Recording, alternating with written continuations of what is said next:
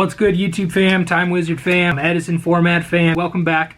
I am here today to show off another deck profile. It feels like it's been a hot minute since I've shown my last deck. I believe the last thing I showed on the channel was my Blackwing deck, and I think before that I showed my Lightsworn deck. I thought I would get you guys another deck to kind of show off. Today we are doing a Gladiator Beasts.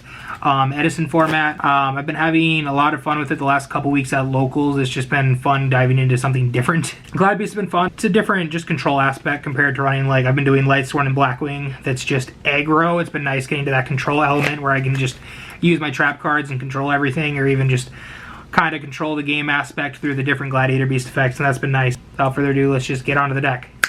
So to start things off, you got your standard Gladiator Beast Bestiari. Would be a Glad Beast deck if you didn't run Bestiari. Unfortunately, he's one of an Edison format, but you still got to run him. Get into Jazeera's. He's your spell and trap hate. Unfortunately, he's 1500 attack, so he's bottomlessable. But he's standard. He's as broken as they come. Gladiator Beast Rediari. I've seen some people that don't run the Rediari. I like the Rediari just because it gives you an extra like control factor to Glad Beast. It sucks that he's only 1200 attack, and especially in Edison format, it's too bad because Esadari isn't in the format yet, which means you can't just take any two Glads and make whatever you want. But it is nice just because it does give you that extra control element where you can just kind of take control or keep your opponent from doing plays. Like, let's say, playing against the Norlerus deck, if they haven't been able to get the Phantom off, you can get Norlerus out yourself. Playing against dragons, you can banish any dragon you don't want to see come back from Red MD. You can banish Red MD itself.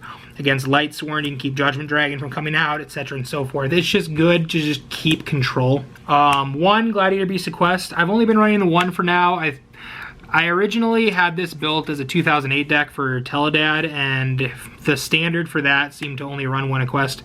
But I may bump this up to 2. In testing so far, I've ran it in 2 local tournaments so far, and it's been working out. I haven't had any problem where I haven't been able to just get a quest anytime that I've needed it. Even in hand, you know, you summon it, you can still, just because Glad Beast tag out, it happens enough where it isn't a whole issue, unless specifically if they were to like bottomless trap hole, that would be unfortunate. Other than that, I mean, the one has been working pretty well. I may bump this up to 2. You might want to bump this up to 2, but 1 hasn't been terrible. Gladiator Beast Hopplemus, I think it's standard in any Glad Beast deck. I feel like you just have to run it. There's a lot of certain matchups. It's not very good against Blackwings, unfortunately, but as a game 1, when you don't know what you're going to be playing against, or even specifically if you're at locals or you're at like a bigger, let's say, Edison format tournament where a person doesn't know what you're playing, I like the idea of being able to open this, and if you open it, you can set it, say you're going first, or even if you're going second, if they don't know that they're playing against Glad Beast, you can set it. They're not going to know that it's a Hopplemus. They might think it's like a Raikou, they might think it's a Super Hamster, you know, some kind of generic set. It could be a Vayu, could be, you know, whatever. They're not going to immediately think, oh, a set monster Hopplemus. So a lot of the time, they might just attack into it with something that they don't care about, like they're expecting it to get blown up, or they expect something to happen with it, and then they take damage, and you get a Gladiator tag, so that's kind of cool. Plus, if let's say you're playing against Blackwing, or you're playing against something that this isn't wholeheartedly great against, it's also just an easy side out game 2 and 3, but I like it for the game 1, exclusively for the game 1.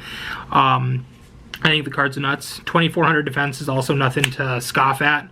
That's pretty solid as far as just an immediate monster to have to cover. Gladiator Beast, Murmillo, standard, pops a monster. Unfortunately, 800 attack, but you know, you gotta run it because he's your destruction card. Double Darius, because Darius is nuts. It's your reborn of the deck. When it's tagged, brings back any gladiator from your graveyard. If he leaves the field, they go back to the deck. But if you have a play, you can Darius, bring back Bestiari, go into Jazeera's instantly, bring back Lucari, push damage, bring back what have you with like Test Tiger to really push damage in your battle phase. There are kind of cute plays. Right now, because I'm only doing 1 a quest and 1 Bestiari, I do have an Icarus attack in the deck, which I'll get to later.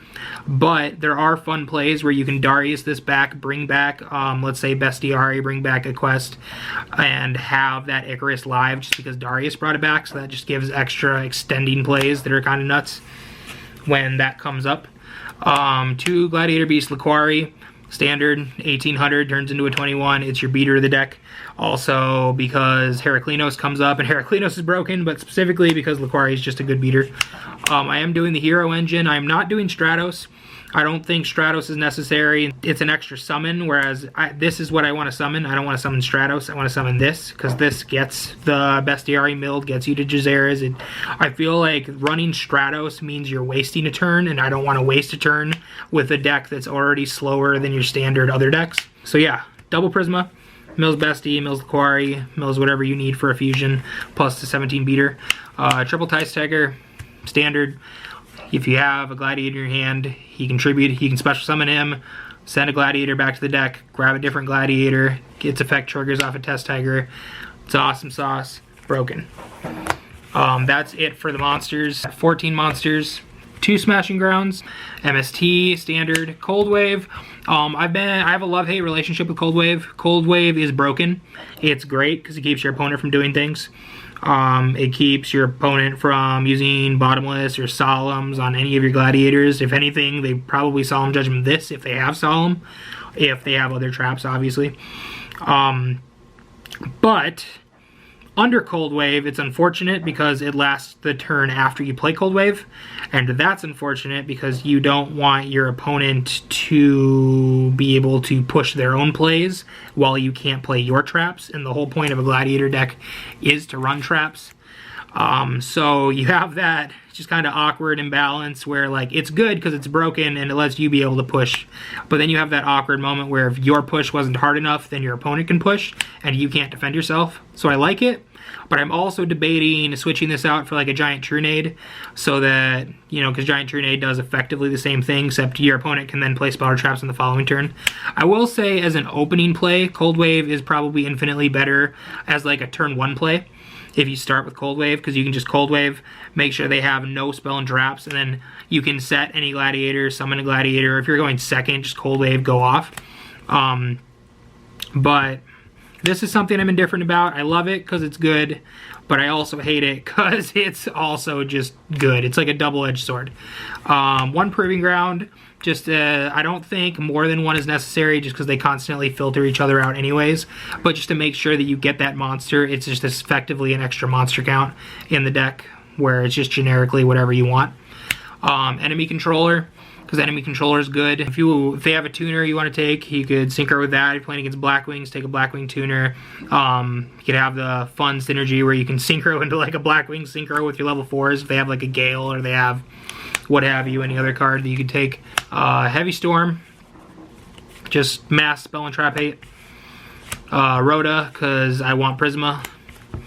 I am running double Shrink because number 1, I feel like nobody, when I'm playing against other people, I feel like nobody expects the Shrink to come up. You target any monster on the field and its original attack becomes halved until the end of the turn, and it's nice because it's a quick play, which means you can do it in the damage step. So it's borderline like I would compare it to Honest of Gladiator Beast. So it effectively just makes it so that they win a battle. There's a lot of people that will just inherently just, you know, if they have a monster, let's say Breaker, or just some standard other Lightsworn, Garoth, even Ab-Zero. It's not completely ideal, but with War Chariot, you can kind of outplay an Ab-Zero play. It keeps your monsters alive, gets them into damage, and lets you be able to tag and continue things. Shrink's just good. On that same note, same reason I do double Book of Moon, because I have the Econ, I have the Shrinks. You want them to be able to attack safely without being destroyed, without having any kind of risk for not being able to get their effects off. And Book of Moon, putting them in defense, make sure that your Gladiators can attack and you can push the plays that you want to be able to push. I would do triple book, but because I run the Enemy Controller just kind of filters as the 3rd Book of Moon. And I like the extra versatility of being able to take a monster, so Enemy Controller just kind of works as not only the 3rd Book of Moon that can switch a monster to defense, but it also has the 2nd utility effect of being able to take a monster. And that's why I like Enemy Controller. So that is 12 spells. So trap cards, we've got 1 Torrential Tribute, 1 Mirror Force, just mass destruction, gotta run them, gotta get them. Unfortunately, they lose out to Starlight Road, but you also can't just be afraid of Starlight Road, you have to respect the destruction. Too good. Starlight Road. It's a trap deck. I'm setting a lot of traps. I'm not trying to get heavied. Versus Blackwings, I'm also not trying to get Icarus. I'm not trying to get Torrentialed. I'm not trying to get all my things destroyed. Starlight Road's good. Solemn Judgment, just negation, standard. Like I was mentioning earlier, Icarus Attack, just because I have the Quest, I have the Bestiari. I think it combos really well with Bestiari, keep Bestiari safe. It also just gets, it's just extra destruction, it's an extra push. And a lot of the time, because I am only running it as a one-of, it doesn't come up too often in every game. A lot of the time they might not be expecting an Icarus Attack, so if I happen to be able to swoop into a Bestiari play, like let's say I just inherently summon Bestiari off of a Gladiator to pop a back row, they might preemptively flip a bottomless or flip whatever card that they want, and then I can just kind of chain Icarus, go off from there, destroy more things, and then go off in the following turn. Icarus, I've been liking it. I might work more into running more than one Icarus, but right now it's working as a one-of. If I up to 2 a quest, I for sure would probably go to at least 2 or 3 Icarus just to kind of push that narrative more so. 2 D-Prison, just to stop attacks. D-Prison's good. Double Bottomless, because you want monsters off the field. It's just a good solution. A lot of my decks that I've been running in Edison, and if you've seen any of my other deck videos, you've probably seen this already. Fiendish Chain. I really like Fiendish Chain. I think it's underrated in it's underrated in Edison format. I haven't seen it ran by a whole lot of other people. I have seen a couple Glad decks online that were running this, but I've also just been running this in a lot of things. It's just good versus a lot of things. It stops Red MD's effect from continuing things. It stops, let's say you're playing against Diva Hero, they summon Substitute, they have a different frog they're trying to tribute. It can stop the frog. It can stop things from attacking. It keeps things from just kind of getting out of control. I've really been liking it, and the fact that it stops an inherent effect too is just good. It can stop Judgment Dragon from acting in effect. It can stop Light Swords from milling. It can stop Lumina from going off. There's just so much that this can do. One of my main problems when I first started playing Edison format was it just hurt not having Effect Veiler. Is my biggest thing, is I hated not being able to stop effects. And Fiendish Chain being in the format, it's not as good as Effect Veiler because it doesn't follow into the graveyard, because Lone Fire Blossom still works under this. If Lone Fire tributes itself, that's another thing that it can negate. Let's say they summon Lone Fire Blossom, you're playing against Quick Draw Dandy Warrior, they tribute a different monster, like they have a Fluff token, they tribute a Fluff token, you can Fiendish that, and then they're forced to tribute the Lone Fire. Like, yes, it still happens, but it also wastes a resource if they do that. And I just like it because it is that option to have a pseudo Effect Veiler in the format, and that's what I really like about Fiendish Chain. And then to finish off the main deck, Triple Chariot, Heart and Soul of the deck, broken, stops any effect monsters, destroys them, and it wouldn't be a Gladiator deck without it. I would say that you could probably cut this to 2. I like it as a 3-of, kind of the same reason that I like Hoplomys, because going game 1, you never know what you're going to play against, and if let's say you're running 2, siding the 3rd, there's going to be a lot of decks where you're going to want that 3rd. And there are fewer decks, I feel, where you don't mind not having that. So I'd rather play it safe, depending on what I'm playing against. I would rather have the 3 for that game 1. And then if, like, let's say I'm playing against Hero Beats, where they're going, like, Neos Alias or something, I can side that 3rd out, or I could even probably side 2 out, depending on how hard they're going into effects, or how hard they're going into that Gemini strategy. But for that game 1, I like having 3 Chariots. I just think it's necessary. So that's the main deck, 40 cards. Extra deck,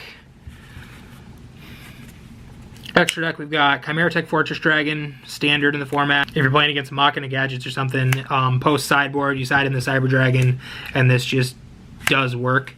Triple Jazeras, Heart and Soul Gladiators, Bestiari just kind of keeps going. I don't know if you need 3 of them because Bestiari is only at 1, but it does tag, goes into it. At the same time, you also have the room, because what else are you running in Gladiator Beasts? 3 Jazeras. Double Heraclinos, realistically you only need 1, but I think 2's, it's just safe. That way, if it comes up where you need a second one, you have the second one, but 3 is definitely too many.